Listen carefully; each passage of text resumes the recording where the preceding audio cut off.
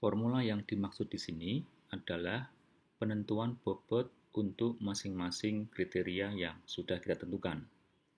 Jadi misalnya, untuk kesesuaian visi dengan misi, kita memberikan bobot 10%. Oke, kemudian untuk keberlanjutan proyek yang baik, kita memberikan bobot 20%. Selanjutnya, untuk yang kredibilitas, ya saya hanya memberikan letak 50% di sini. Kemudian saya memberikan nilai 10% untuk dukungan sponsor. Dan mungkin saya tidak berani mengambil risiko yang terlalu besar, maka risikonya saya tingkat risiko yang rendah, saya beri bobot 15%. Saya ingin main aman di sini. Nah, selebihnya adalah kontribusi aspek finansial yang kurang lebih kalau dilihat di sini tinggal sisanya 40%. Satu hal yang perlu diketahui adalah bobot total harus mencapai 100%. Jadi misalnya ini total, oke, 100%. Namun demikian, perlu kita ketahui bahwa pada bagian aspek analisis, komponen yang kemarin kita hitung itu bisa menjadi 3 bagian. Di antaranya, kita juga pengen NPV-nya tinggi. Kemudian kita juga ingin ROI-nya tinggi, tetapi kita ingin payback period-nya rendah. Nah, berarti untuk kontribusi aspek finansial, 40%-nya ini kita sebar di 3 aspek. Jadi mudahnya, ini saya hapus, NPV yang tinggi saya beri nilai 10%. Oke, kemudian ROI-nya juga sama, 10%, dan payback period rendah saya beri nilai 20%. Oke, jadi inilah konteks yang kita lakukan untuk memberikan bobot di masing-masing kriteria. Sehingga pada prinsipnya kita punya 6 kriteria, ini kriterianya. Khusus untuk kriteria finansial kita pecah menjadi 3, di mana total untuk masing-masing unsur itu memiliki bobot 100%. Oke, untuk judgement-nya nanti, maksud saya untuk pemberian skor, mungkin di masing-masing kriteria ini akan dilakukan secara subjektif. Ya.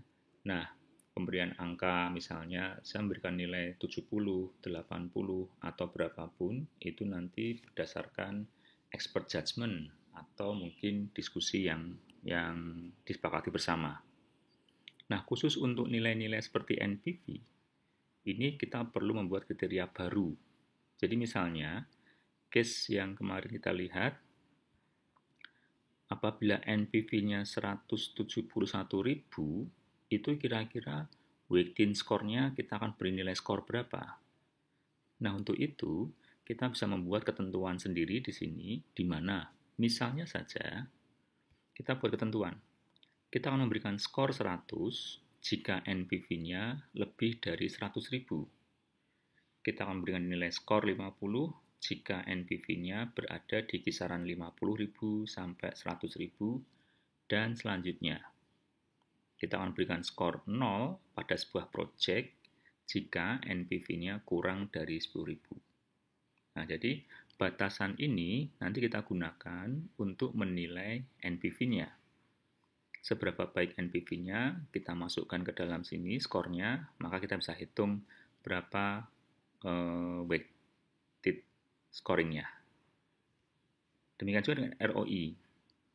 ROI 5% itu bagus apa enggak ya? Ya tergantung kesepakatan kita. Kalau kita buat kesepakatan seperti ini, skor akan diberi nilai 100 jika ROI-nya 10%, dan skor akan diberi 50 jika ROI-nya antara 3-10%, dan skor mungkin akan diberi nilai 10 jika ROI-nya kurang dari 3%.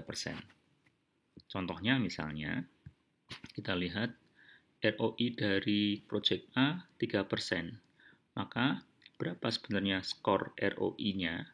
3% berarti ya ini, skornya 50, karena ROI ada di antara 10% sampai dengan 3%.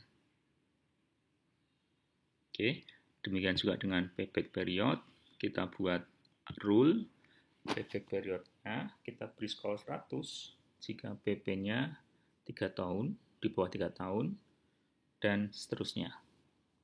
Perhatikan di sini, karena target kita PP-nya rendah, artinya PP rendah akan diapresiasi dengan skor yang tinggi. Maka skornya akan 100 jika payback periodnya kurang dari 3 tahun. Semakin cepat payback period, maka semakin baik skornya. Namun berbeda dengan ROI tinggi. Semakin tinggi nilai ROI-nya, maka semakin tinggi juga skornya.